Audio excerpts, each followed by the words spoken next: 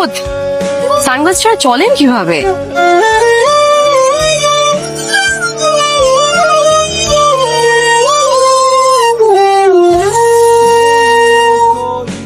আসো মা, বাজার গুলো নেই। আমি আসলে আঙ্কেলের কষ্ট হচ্ছিল তো তাই নিয়ে আসছি বাজার গুলো।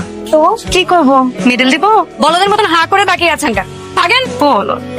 আরে বন্যার মা কই গেলা, এদিকে আসো। কলোনির পোলাপান না খুব ভালো, সারাক্ষণ সালাম দেয়। আরে সালামের উত্তর দিতে দিতে মাঝে মাঝে আমি একেবারে টায়ার্ড হয়ে যাই। আজ কি করছে জানো, বাজারের ব্যাগ বাসার গেট পর্যন্ত উঠে দেয়। বাসার ভেতর মুরগি থাকলে শেয়াল তো একটু হুকা হুয়া করবেই বাবা। এসব কি বলিস? খোঁজ নিছিলা? আরে ভালো ছেলে পাইতেছি না তো। কেন? একটু আগে না তুমি বললা পাড়ার ভেতর কত ভালো ছেলে। আরে না, তোর মা একটা ছেলে খুঁজতে বলছিল। কেন? কেন আবার? তোর বিয়ে দেওয়ার জন্য? এক কাজ করো না, তোমালকে বলে দাও। যা, তমাল ভাইকে কি আমি বিয়ে করবো নাকি? কিছু বলো না মা। আরে এখানে বিয়ের কথা আসলো করছে বিয়ে না? না, তাহলে নতুন টিচার খুঁজতে বলছে তোর মা। নতুন টিচার মানে? তমাল তোকে পড়াতে পারবে না।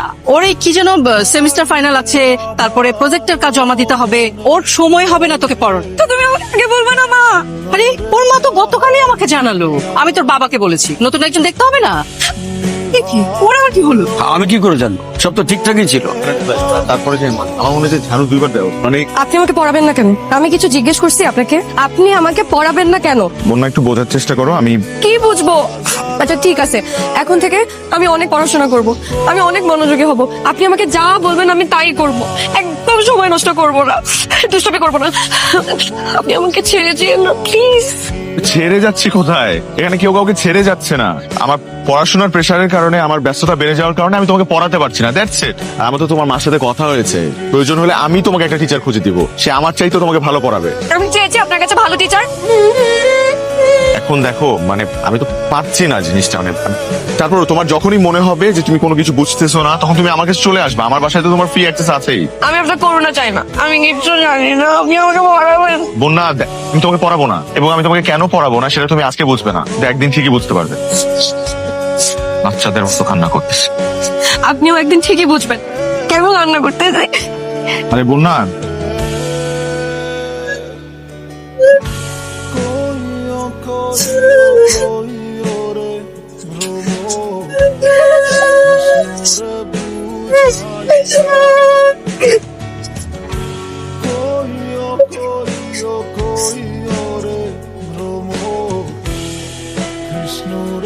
দানা দানা কি আছে বিভুদা?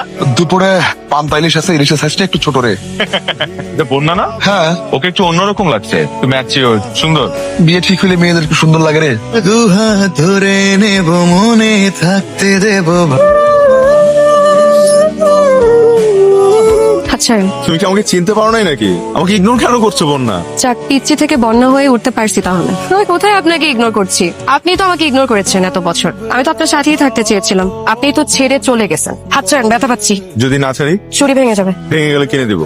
এই চুরি কিনে দেওয়ার সাধ্য আপনার নেই। এই সামান্য চুরি কিনে দেওয়ার সাধ্য আমার নাই। এটা কোনো সামান্য চুরি না, স্পেশাল 9টা চুরি। 9টা চুরি? কিন্তু আমি তো জানি চুরি ডজনে হয়, মানে 12টা। 9টা চুরি মানে? আমার জমানো টাকা দিয়ে কেনা প্রথম কাছের চুরি, তাই স্পেশাল। আমার জীবনের প্রথম পুরুষকে গিফট করতে চাই, তাও একবারে না, একটা একটা করে 9টা। ঠিক আছে, তাহলে সবই ঠিক আছে, কিন্তু আমি 9টা চুরির বিষয়টা বুঝতে পারছি না। আপনার মাথায় থেকে কোনো ঘিলুই নেই।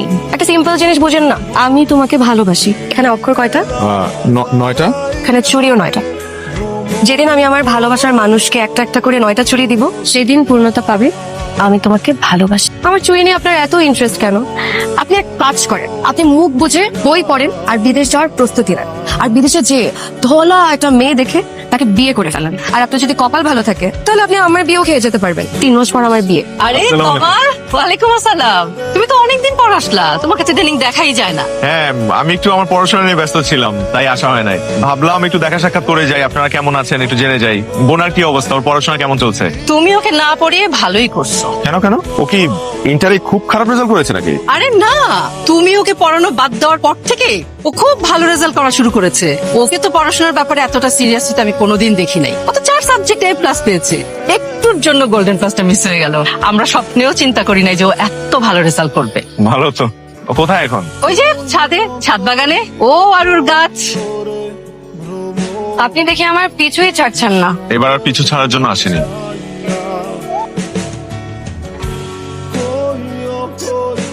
একদিন এই আমি আপনার পিছে পিছে আপনার বাসা পর্যন্ত চলে যেতাম, বারান্দা থেকে তাকিয়ে থাকতাম আপনি কখন আসবেন। আপনি বাসায় ঢোকার আগে সিঁড়িতে দাঁড়িয়ে থাকতাম আপনাকে একবার দেখার জন্য, কারণ তখন তো আপনি আমাকে পাত্তাই দেননি। ব্যাপারটা তো উল্টো হতে পারে, বাসায় ঢোকার সময় হয়তো আমিও তাকিয়ে থাকতাম তোমার জানালার দিকে অথবা তোমার বারান্দার দিকে, যে তোমাকে একটাবার দেখতে পাই কিনা। সিঁড়িতে ওঠার সময় আমিও ভাবতাম যে বন্যা কি আমার জন্য অপেক্ষা করছে, অপেক্ষা আমিও করতাম তোমার জন্য। দুহাত ধরে নেব মনে থাকতে দেব ভালোবাসা ছাড়া মনে লাগে জোড়া কি।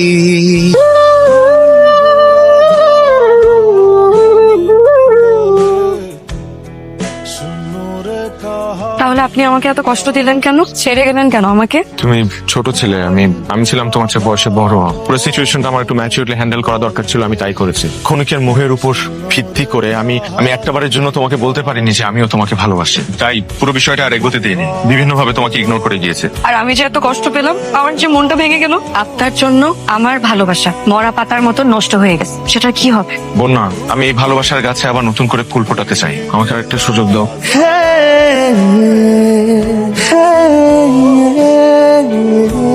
কিন্তু নতুন করে ফুল ফোটানোর জন্য একটু কষ্ট করতে হবে। কি ধরনের কষ্ট?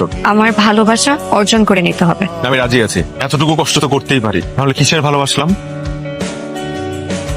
আমি এখন কি করব বিভূতা? তুই তো আসছিস বললো লোকের কাছে, এই ব্যাপারে অবস্থা হইলো রবি। কোন রবি? ওই যে আর যে রবি, মেয়েদের সাথে পকড় পকড় করে যে ওই রবি? আরে না না, রবি দা, মানে মেয়েদেরকে ইমপ্রেস করার মতো যে তরিকাটা ওনার মতো এই পৃথিবীতে আর কেউ কখনো আসে নাই। সখী ভালোবাসা কারে কয়, মানে মেয়েদের সাইকোলজি লোকটা যা বুঝতো, একটা ওস্তাদ লোক, ওস্তাদ। ভাই তাহলে রবিদার একটু ফোন দাও না, ফোন দিয়ে জিজ্ঞেস কর আমি বন্যাকে কিভাবে পটাবো। হ্যালো, জোড়াসাঁকো ঠাকুর বাড়ি? জি, রবীন্দ্রনাথ ঠাকুর বলছেন তো? রবি বুদা? জি জি দাদা, মানে হয়েছে কি, আমার এক ছোট ভাই তো মানে একটু ঝামেলায় পড়েছে, তো আপনি তো এমন কোনো বিষয় নাই জানিয়ে কবিতা লিখেননি, তো একটু প্রেম ঘটিত ঝামেলা রয়েছে, এই জন্য আপনাকে ফোন দেয়া। জি জি জি জি জি জি জি জি জি ওস্তাদ। কি বললেন তোমার রবিদা? রবিদা বলেছেন, উদয় দিগন্তে ওই শুভ্র শঙ্খ বাজে, মোর চিত্ত মাঝে চির নতুন রে দিল ডাক 25শে বৈশাখ। মানে একটা লোক নিজের জন্মদিনে কবিতা লিখে ফেলছে, ভাবা যায়? আমরা এর থেকে কি বুঝি? কি বুঝি? এর থেকে আমরা বুঝি যে জন্মদিনে মানুষ সবচেয়ে বেশি খুশি হয় উপহার পেলে। জন্মদিনের উপহার। অনেক এদিকে আয়। তোর বোনের জন্মদিন কবে রে? বলবো না, চকলেট লাগবে।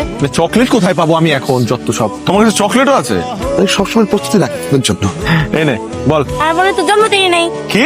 এই বোনের বলে জন্মদিনই নাই? আমার মনে হয় ওর বোনের birthday leap year. Hi hi. Bashundhara tissue অসত্যতার বিরুদ্ধে এক বিন্দুও ছাড় নয়। হায়দা, ওই তোমার ওখানে কিন্তু একটা ফাইল পাঠিয়েছি, আজকে আর কালকে তো ছুটি, তুমি পরশুদিন সই করে ফরওয়ার্ড করে দিও। ঠিক আছে, পরশু অফিসে গিয়ে প্রথমে আপনারটা আমি স্যাংশন করে দেবো। আচ্ছা, আজকে শুক্রবার, ছুটির দিনে আমরা একটা আড্ডায় বসছি, আর আজকেও তোমাদের এই অফিসের আলাপ করতে হবে এখানে বসে? আচ্ছা ঠিক আছে, অফিসের আলাপ শেষ? যেই জন্য আসলে আশা আপা, আগামীকাল বাদ আসর আমাদের বাসায় আপনারা আসবেন, সবাই আসবেন কিন্তু। কেন, কোনো অনুষ্ঠান? না, তেমন কোনো অনুষ্ঠান না, ওই একটা মিলাদের আয়োজন করেছিলাম আর কি। মিলাদ? হঠাৎ? বন্যার জন্মের সময় আমার আরেকটা বেবিও জন্মেছিল, ওরা টুইন ছিল।